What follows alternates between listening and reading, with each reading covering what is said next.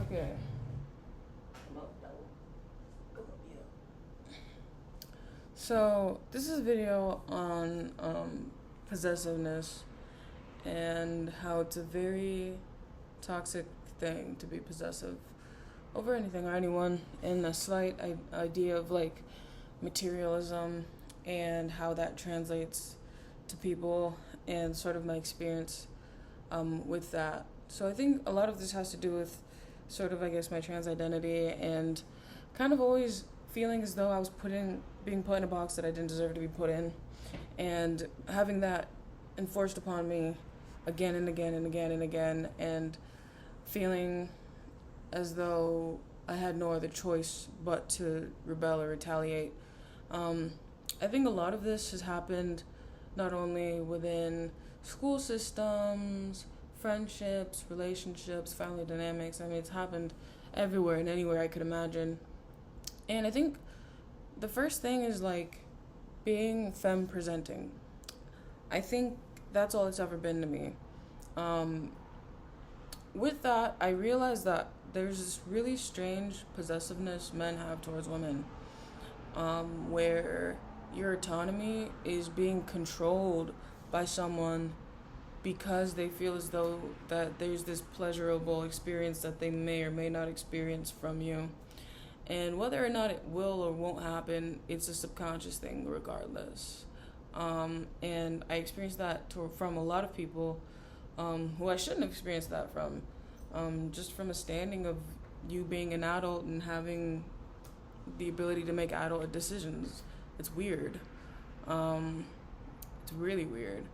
And I think even through, being a young man, hypothetically, it's like being possessive towards anybody is strange. It shows that you have an inability to accept things out of your control. And I think when you experience that, it kind of makes you feel silenced, I guess, a bit like you are being threatened, or like someone has something over you. And sometimes that's something that people are aware of themselves, and they take that as far as they can. Um, and it's a really, really harmful thing, especially when people are exploring themselves, and they're trying to understand who they are within themselves, because nobody can tell you what or who you are. It's something you experience within yourself. Um, it's very, very, very hurtful to see other people go through this. I think being that as I get older, I feel more of a responsibility towards the younger people in my life and people I hold dear to me.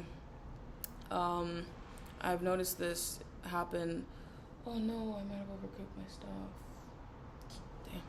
Damn. A lot of this happen in like some of their relationships, and something that occurs to me a lot is like I have this like ability now to just kind of look at situations and immediately know what's going on the inside. And it's not that I'm always correct, obviously, but I think that just comes with maturity. That just comes with getting older. And it's been really funny to experience like ageism, and now experiencing this overtake in my autonomy through me being perceived as a young person or a young adult. And I've always preached that age, it's not that it's just a number for real, but I mean, it really can be sometimes, in the sense that some people obtain esoteric knowledge through education and through tapping into themselves, and they exceed maturity beyond their standard age. It's a very real thing, and I think that with a lot of older people assuming that they have power just through having existed on Earth a little longer than most, you have to realize that in your existence, you went along with ignorance for a very, very long time. And with that ignorance comes this sort of like ego trip, because you're like, oh, well, I spent 20 years experiencing life, etc., etc., and You're at that 20-year mark now, so how could you know better than me? Furthermore, ignorance. It's like it's one of the most annoying things that I find to happen now. And I don't know. I feel like that young people should be respected as adults. It's not that we're gonna sit here and never make mistakes. I think a lot of older people want to sweep their mistakes under the rug and pretend as if their blatant mistakes aren't obvious to anybody who walks through their space. I remember somebody told me that just through seeing my space, my living space, they could tell exactly what was happening in my mind. And it was one of the most important things I ever heard in my life. Once I started realizing that, yes, the way that you take care of your space and the way that your physical world is illustrating itself to you is a direct correlation to your mind. It's a direct correlation to your mind. So when there's a consistency in your social dynamics and your messy life and all these things are consistently coming back to you, you have to look at yourself and accept the fact that you are creating this reality for yourself. There's no one on this planet who can sit here and create problems for you other than you. And if problems are being created in your life, it's because you're allowing it. It's that simple. You're allowing problems to arise in your life.